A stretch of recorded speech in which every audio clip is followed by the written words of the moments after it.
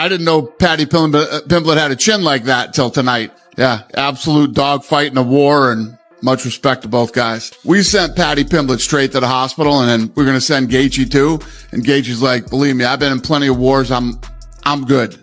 Not gonna lie, you hit me with a body shot in that first round. You hit me right in the solar plexus, and it got me. Know what I mean? That was why I thought I was winning the first round up to that point. I'll be back better. It's as simple as that. You haven't seen the last of me. So, given how popular Ilya's become, how big do you think that fight could be between you two?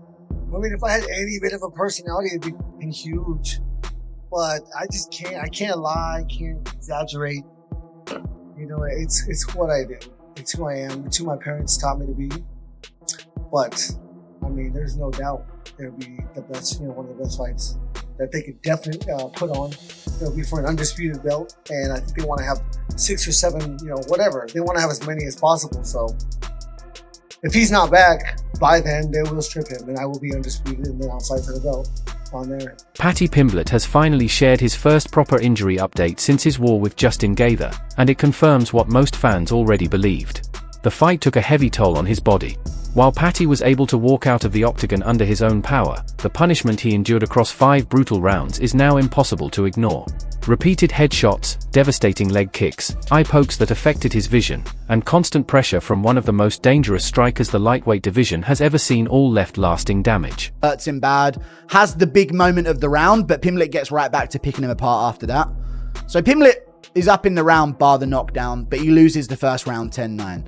Round 2, maybe you can't score it 10-8, but it was so close to a finish, I think you have to give out 10-8s for those types of things. There was 2 knockdowns for Gaethje in this fight, but still a competitive round. Round 3, you see Pimblett start to really run away with the numbers towards the end of it. Both guys were scrapping it in the early part of the round. I think Gaethje groin shot him in the clinch, and that never got called either. So Gaethje ended up beating him up in the clinch at one point early. But then Pimblett starts landing non-stop. This was one of the big moments in the 3rd round where I thought it's all going to change. We're leading towards a Pimblett sweep in the last 3 rounds. And if Gaethje didn't get a 10-8, this is going to be a Pimblett finish or a win based on the last 3. And Pimblett starts landing everything he throws.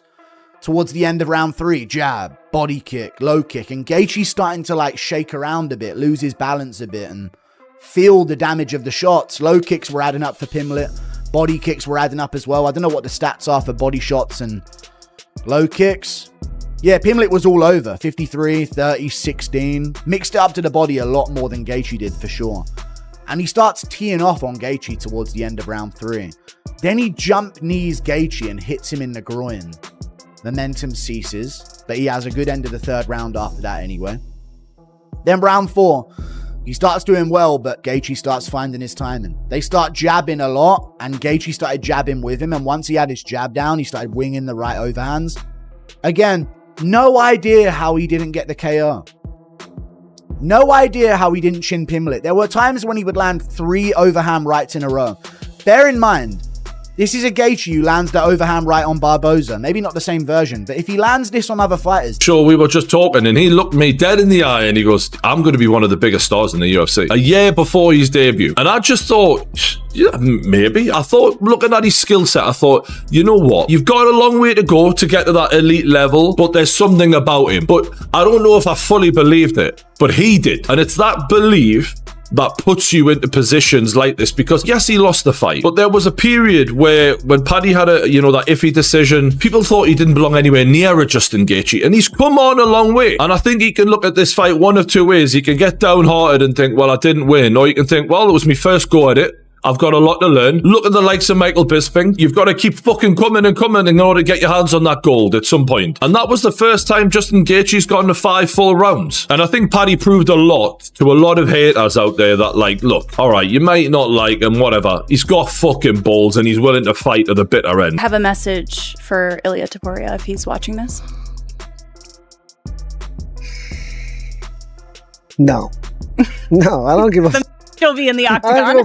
I control my thoughts. I control my emotions. I won't give him the time of day. I'll, rely on my coach to watch him a lot. I've seen him fight, obviously, but I don't really go back and watch these guys. I really rely on my coach. I watched Paddy today. I watched Paddy and Chandler today. but I really rely on my coach to create a game plan and instill it into training. And yeah, this is so fast. I have no idea what's going on right now. If you can pick your opponent, who do you want to see next? We don't have more legends in the sport, I think. I would classify Justin Gaethje as a legend, and you have moved up to a division. Por favor. Ilya, come on, we've worked together for so long. You know that, like, yes, Justin Gaethje has done so much for the sport, has so many incredible fights, future Hall of Famer. I put him in the same regard as the three people that you have just finished all in a row. Really? The only thing that I realized is that you don't like the guy, because I don't know why you want him to put him against me. Pimblett hasn't complained. He hasn't made excuses. But in his update, it's clear he's dealing with the after effects of a fight where survival became the priority in the later rounds. Swelling around the eyes, lingering headaches, and the kind of wear and tear that only comes from standing across from someone like Gaethje and refusing to back down.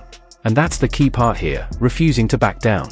Despite the loss, much of the MMA community has shown respect for Paddy, praising him for staying in the fight, absorbing shots that have finished elite contenders before, and proving he belongs at that level.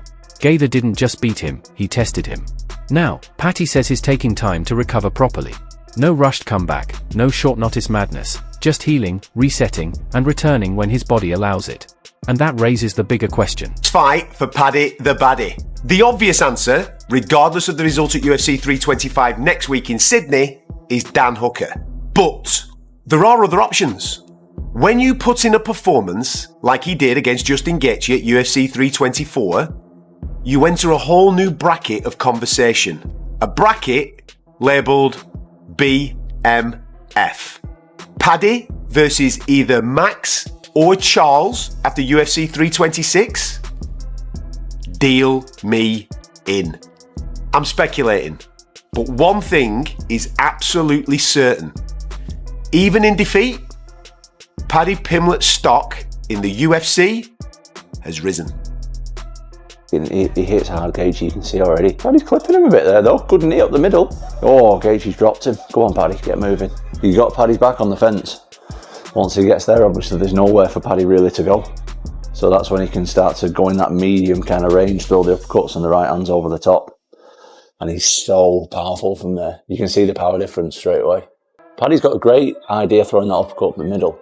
Gaethje just takes him though. Oh, good shot from Gaethje there though. Jesus. I'd like to see Paddy in this round keep the centre a little bit more, because what Gaethje's trying to do is push him back, not really throw, and then when Paddy's got nowhere to go, when his back's on the fence, that's when Gaethje really starts to unload, which is where he's dangerous. Gaethje's just walking down though, a bit of a cut. Oh man.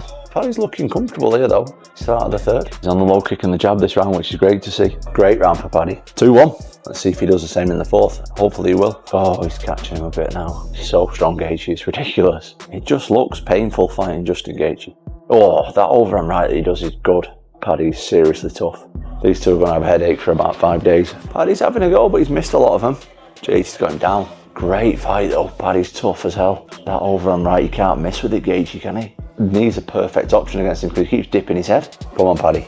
Oh, he's doing spinning stuff. Need him in the balls. Keep going. What a crazy fight.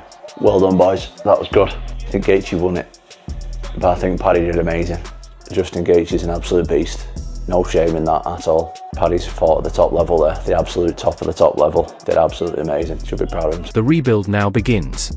Does he return against another striker to test his durability once more, or does he come back against a grappler where his submission skills can truly shine? Either way, the UFC is likely to be cautious with the matchmaking. Paddy is still a major draw, and there's no urgency to throw him straight back into another war. Then there's the long-term picture, Ilya Topuria. That fight was once whispered about as a future super matchup. Right now, it's on pause. Not cancelled, just delayed. Because if Paddy wants that moment, this next chapter has to be smarter, sharper, and more calculated. The Gaethje fight exposed holes, but it also proved something important. Paddy Pimblett can walk through hell and keep moving forward. Now it's about recovery, evolution, and choosing the right path back, because the comeback is always louder than the setback.